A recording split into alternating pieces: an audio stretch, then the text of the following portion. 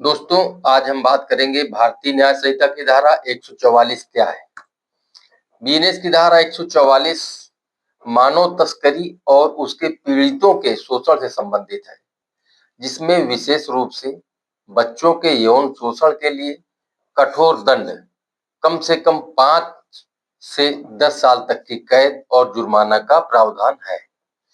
और यह पुराने कानून की धारा 370A के तहत मानव तस्करी और शोषण से संबंधित प्रावधानों को प्रतिस्थापित करती है। या कह सकते हैं कि बीएनएस की धारा 144 पुराने कानून में यानी आईपीसी की धारा 370A के समान है। यह धारा तस्करी किए गए व्यक्ति, किसी भी व्यक्ति, बच्चे या वयस्क के यौन शोषण के लिए दंड निर्धारित करती है, जो पहले कानूनों की तुलना में अधिक सख्त है।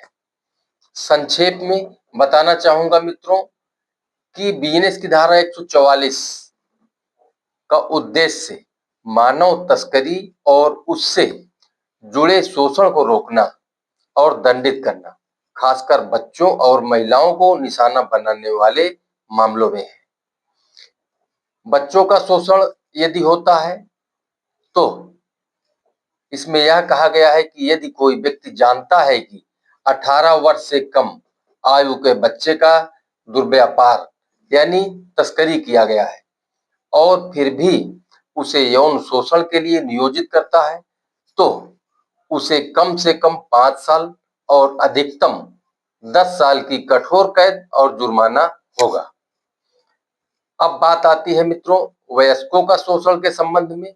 तो यहाँ पर यह कहा गया है कि यदि कोई व्यक्ति जानता है कि किसी वयस्क व्यक्ति का दुर्व्यापार किया गया है यानी तस्करी की गई है और उसे यौन शोषण के लिए नियोजित करता है, तो उसे जो दंड का प्रावधान है कम से कम 3 साल और अधिकतम 7 साल तक की कठोर कैद और जुर्माना होगा।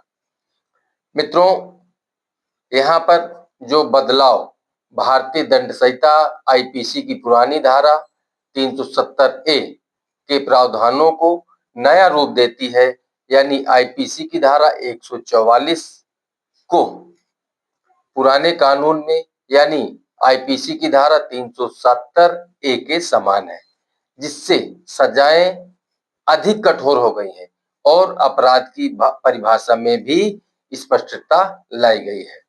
तो मित्रों, बीएनएस की धारा 144 मानव तस्करी के पीड़ितों के शोषण के खिलाफ एक मजबूत कानूनी हथियार है, जो भारत के नए आपराधिक कानूनों का हिस्सा है। बीएनएस की धारा 144 की वीडियो यहीं तक।